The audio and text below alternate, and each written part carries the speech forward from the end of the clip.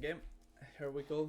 Second video. This time we're gonna be talking about defense on Lotus. As I said yesterday, I want to talk about the defense mainly because I think it's the side where you can or where you must set more protocols compared to attack in any map. You need to have your protocols on the attack, but depending on the EGL, on the team that you have, the players and everything, it's gonna change. Like you will see some teams that want to like insta rush sides, so there's no point on explaining things about how to play slowly and everything. But because on defense you're not deciding the tempo of the game, you're not deciding like how the run is gonna go. You just need to adapt a little bit to the attackers. You need to know super set structure or like understand really good the rotations and everything. Even more now that I think that Tejo meta is gone, and I think that people will start playing more double controller again with Sentinel. I really think that this comp is gonna be super strong right now. The reasons, basically, I don't see Sova that strong, nevermore. I really think that people knows how to play against Sova on this map. The same with Breach. Breach was good because of the Tejo combination, but now that there is no Tejo, I don't see the point of playing Breach Sova or Breach Fade. I think people knows how to bait the stun super easy, and the rest of the kit of util from the Breach is not that good on this map. So I think this is the best comp. I can understand swapping Omen to Astra. I don't think people are gonna do it anyway. I can see the point of swapping Vice with Killjoy, like Fnatic too. But I don't like it that much. I think Vice right now like gives more freedom to your player, and also on the attack gives you more information, and like, the kit of util for the attack is better. I don't want to go too deep because of that, but because why? But yeah. So I'm gonna be putting this composition as an example. So yeah, talking about the defense. First thing I wanted to explain is why I see certain sides, weak side and strong side, and why I think we should be playing for one thing and not for the other. Because I did it yesterday on Split, but one guy asked me on Twitter DM like, you said that we should be playing more towards B because B is easier to stronghold and it's worse to retake and everything. And I was like, yeah, what's the problem? And he told me that he didn't understand why. So I want to explain like a little bit now on Lotus. We have three sides, that's obvious. What we need to see on C, for example, first thing is that XXC is easy. There are only two positions where people can actually stronghold the side, but are actually easy to clear, let's say. There are some off angles where people can play, yeah, of course. But if you set good execute, these guys won't be able to like actually stop you. They can delay a little bit, yeah, but it's not like almost impossible to exec fully open round. Take C, insta exec C is gonna be like possible most of the time. So we have easy exec, but the thing is that they might force you to use a lot of util, so the post plan is gonna be like mid post plan, let's say. Like it's not hard, it's not easy. Depending on your protocols, it can become easy. If you have bad protocols, it can be super hard. If you don't take any extra space, if you use all the util and you play just 5 people on side, no delay on side, no one outside, like bad post plan, then it will be super hard. But if you just fake pressure, leave someone on side delaying, then the retake, some people playing outside with a good plant and everything, then it's super free. So that's why I think it's like mid post plant, let's say. Then on B, it's a free exec. Like no one can stronghold on side. People can shoot from the links, from the smokes and everything, but if you have good execute and you're ready for that, you should be able to plant on B like 99% of the time, even like open round. People can fast flood and everything, yeah, but like taking the side, going into the side is free. So it's going to be the same, easy exec, say. But the post plant, we need to understand that it's super hard. Why? 3 places where they can flood, even 4 if they flank you. There is no position where you can play on side. it's a bit better. Yeah, you can play on pool, you can play on default for the post plan. Anyone trying to retake here need to clear you. But almost every util, every comp has enough util to clean you. Like only one omen blind or breach stun, or with one drone they with one drone they will know that you're there, so it's not that good. So yep. And then when we move into A, we have 2 entrants, that's right, but little choke points where people can be playing in so many weird of angles. Even more if they have like Viper Wall. It's super easy to get support from outside, like Breach might be ready to support from B. If people are playing Breach, if they're playing Viper Comp, they can wall up. There are so many like positions on backside where they can be delaying the execute. So doing the exec is not gonna be easy. Nevermore, when I mean easy, it's not that you take the side, it's that the amount of util that you have to use. So let's say it's a mid exec. Might be easy to do it, yeah, but sometimes it won't be, depending on how they're playing, of course. But you will be forced to use a lot of util. And then the post plant, let's say that is the same, is mid post plant. Reason, you have many positions where you can play for the post plant, yeah, that's true. But also defenders will have a lot of util if they're playing full retake on A most of the time. They can flank super easy, opening Hobbit, walling up. If you have the same as on C, if you have bad protocols on the post plan, the retake is gonna be free. If you have good protocols, it's gonna be super easy. So it's mid post plan, let's say. So based on that, we can have the read, let's say, that people won't go B or won't abuse of B, because yeah, they have free exec, but then the post plan is almost impossible to win every round. People won't abuse of A, because even if your execute is good, then you will be using a lot of utility for the exec, so the post plan should be hard. Or just do weak execute, you lose a lot of people, so the post plan, even if the post plan is easy, there will be sometimes that because of clutches and everything you will be losing. But if we see C, we have an easy exec where we don't have to use a lot of util, because we have only 2 positions that we need to clear. And also the post plan should be easy if we have good protocols. Of course, every team is gonna trust that they have good protocols, that they know how to play things. If not, they won't be playing the map. So what most of the teams on the attack are gonna be doing is abuse of C. They will do a lot of C default. They will try to snowball the C default into C exec if they see that it's possible to exec. So once we understand that, let's move into defense. What most of the teams do on defense is A take, right? They do this typical A take. Depending on the team, they will use more util or less util, and they lock someone on A. In this composition should be Omen. After they lock someone on A, they over rotate towards C, so they're ready to either fast flood or stronghold execute, right? And that's something good, but the problem is that retaking A is kinda easy. Now that we don't have Tejo, most of the team knows how to retake A against only Omen holding A. Apart from that, most of the team are gonna start doing 3-1-1 or 4-0-1 or 2-2-1, something like that. Like the pack is gonna be around C, so there's no point on using util on A for locking A if there's gonna be only one passive lurker like Cypher. If they're playing with Killjoy, it's even better because they won't have like any way of blocking this cross or anything like that. Omen Smoke, yeah, but if they use the Omen Smoke, then they don't have it for the C-take. That's good. So there's no point on putting our pack fighting for a place where there is only one lurker, because we will be always spending more util than the util that they're gonna use. So if we use, imagine for some reason, the pull and nade for the take, or we use the Roomba and reveal and smoke, even more if we just use the flame for some reason, then we won't have that util for the C fight or for the C retake.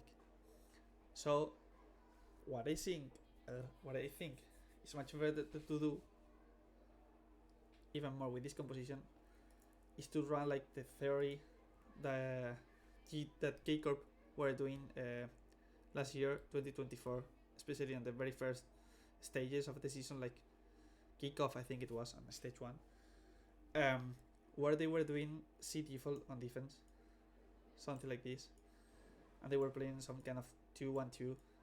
It's true that they were playing with Killjoy instead of Vice, but we can apply the same theory here.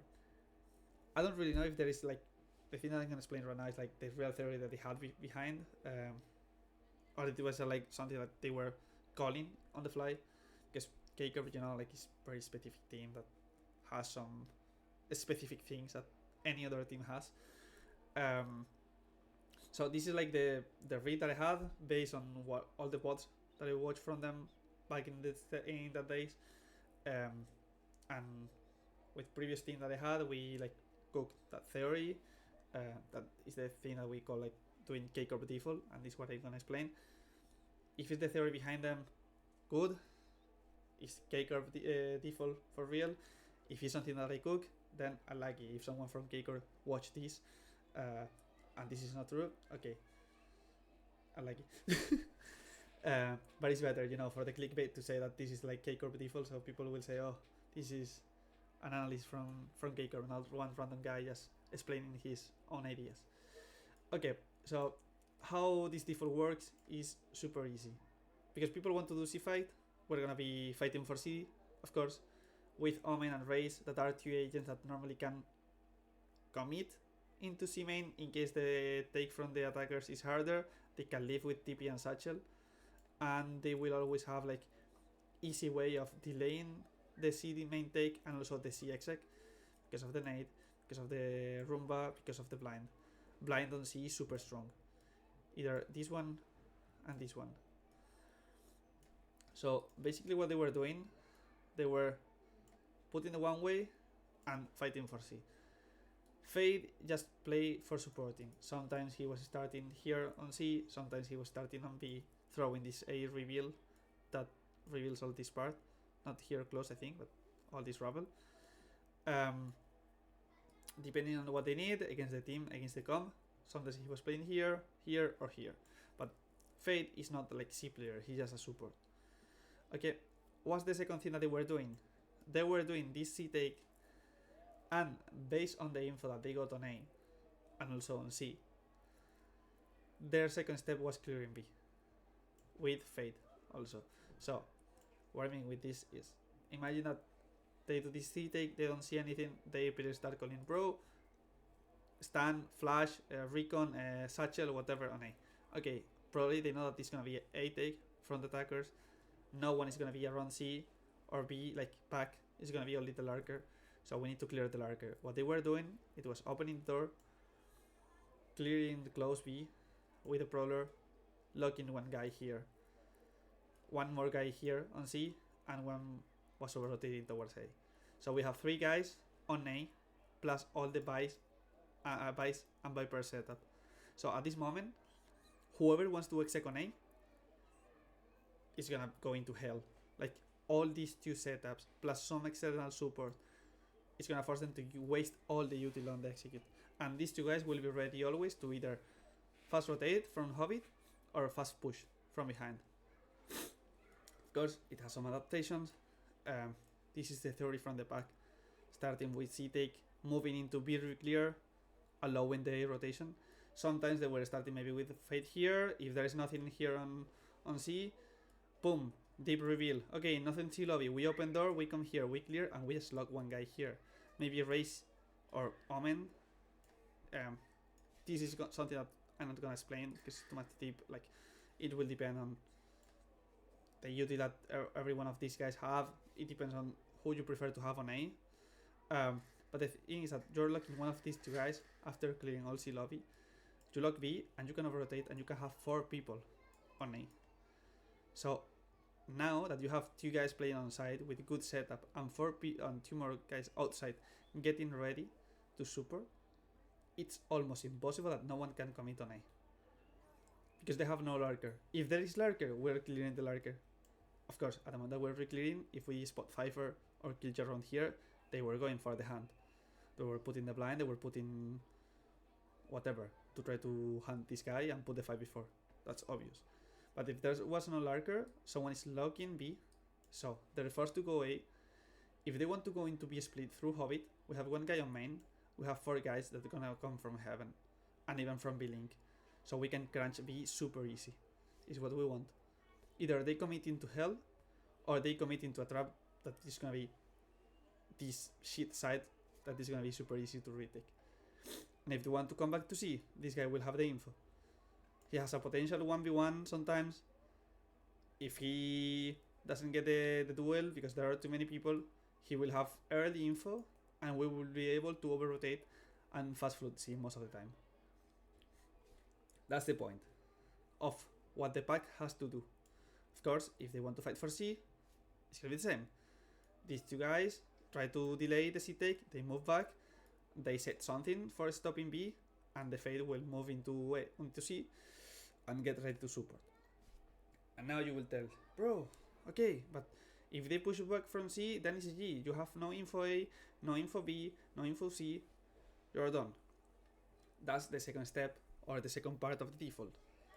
And I think it's the most interesting part because, like, okay, doing C default is like something obvious, everyone knows how to do it, but this is the interesting thing. They were always playing as a couple. There was almost no round, or the point is not playing like one guy B, one guy A, is playing both together. With some piece of util on B, yeah, we can be using the wall, we can be using the thorn, one thorn here, but this is not gonna change anything, to be honest. Like, we just need to understand that B is gonna be a gap sometime. Fade is the one who has to be controlling B. If he leaves a gap, he has to call it, so we know that there is a potential lurker coming into B. But because most of the time we're just clearing B, there's no chance that it's a lurker. If we over rotate towards A, if we over rotate towards C, okay, yeah, there can be a lurker on B. We don't care that much. Why?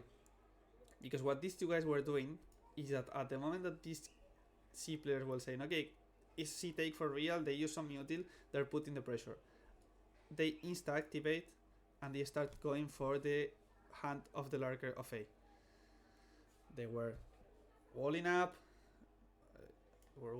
and going for the take. So that's the point of the theory of the default. Like,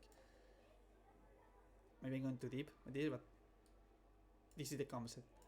If they push you back from C, these two guys are gonna go for the hand of the lurker. So if there's nothing, they can literally do this same idea. You're locking A, but instead of early run, you're doing it mid-tempo. You don't have that much util for stopping them here. Yeah, that's right, but you can go back, wall up, hide into side. If they want to react because they see you here, okay, they're committing into double thorn, wall, flash, and everything. One more step to make it even better and to make this work, because I saw some teams that were trying to do this theory of trying to search for the lurker, but they were missing one super important thing. You need to have deep information on short with sentinel util. Kaker were doing with the alarm bot. In this case, you have to do it with the wall, with the base wall. Why? Because if you don't do it and you just play passive from side, like sometimes they will start passive on side, the lurker could be already here by the moment that you start searching for him, and he will have like some kills if he is like on one of these weird spots when you wall up to try to hunt him. So having this deep A wall is super important. And the second important thing in the early round is that these two guys always have a plan or where they're playing, because they're like only one guy together fighting for something. And this is basically the theory of K-Corp default. As I said, I don't exactly know if this is the theory that they had behind or not, but this is the theory that I got from watching ton of VODs from them. And two more details that I want to explain, or ideas that I think can be interesting, because not many teams know this, and I think it's cool. I'm not leaking anything from like future teams. Like, if I win a game just because of these two stupid details, like, I don't know, the other teams are just simply super bad because of not expecting that. The first thing is this wall. Tomasi used to place it a lot. It leaves a tiny gap here. At the moment that you're clearing B, it helps you a lot because you can wall up, brawler here. If there's anyone committed on B main, it's super easy to hunt him with the blind. If anyone is outside on pillar trying to support, he has to cross the Viper wall, so he's gonna be like low HP, or I don't know how to call it, like the damage of the wall, so that's good. And also it leaves a gap that you can play here. If you combine that with the Vice flash here, Vice putting the fake pressure, shooting when they open door, flashing, he can go out when they're already committed and he will get some free kills because people doesn't know about this gap. There is a specific lineup. Of course, I'm not gonna show the lineup. If you want to use it, go search for it. So it gives you the enough gap and they won't see you while crossing from the right part. The second wall that I think is also super useful is this one from, I don't really know if it was Navi or who. I saw that they were spamming this wall a lot, and this good specifically when you want to play like 3-0-2, because with this wall what you got is that you're delaying a lot the B split, or not delaying, but at least you're making easier for you in any moment that you're rotating to delay this split. There are some more details that you have to understand to like actually use it like at 100% correctly, because you need to combine some Vice util. But I think like it's a good wall. Not many teams used to do it. I would like more teams to start spamming a little bit more. Like of course the default wall is like super good because it gives you a lot. That's why it's the default wall that almost every team uses. But I think this one against some teams where you really need 3 guys fighting for C is good. But it's what I said, you need to combine it with some Vice util. This is something I want to fully explain because then I will be like leaking some few things that I explained to one team that is still competing and I don't want to leak anything from them. So, but yeah, this is basically the theory. It's been like 20 minutes again video. I think I didn't go that much deep on details like on a split, but I think also it's like easier map to understand, even more with this composition. It depends, I think, a lot on having good protocols on retaking and having good setups and good plans for fighting for sides. Doesn't matter how many people you can overstack on sides because sides are not that good at the moment that they're executing you, especially on C. Even if you have 3 guys, if you don't have a good plan, they will be able to execute on you anyway. So this is more on you, on your team, on work on it, have good things, have good setups. But I think that with that theory of especially this K competitive that people are not used to play against, you will give like extra level to your team on the defense, and if you manage to get all your teammates or all the players to understand like this concept of how it works, the map on the tag, why people are liking more to use of C, all that, maybe like it can help a little bit to people actually understand in any situation how they have to rotate and how they have to like prioritize what to stack or what to stack. But yeah, nothing that much deep, basic valorant, I guess. I suppose I'm uploading this video this night. What all the YouTubers say, give likes, subscribe. If you have a team, give me a job. I'm looking for a team still. And yeah, see you on the next video.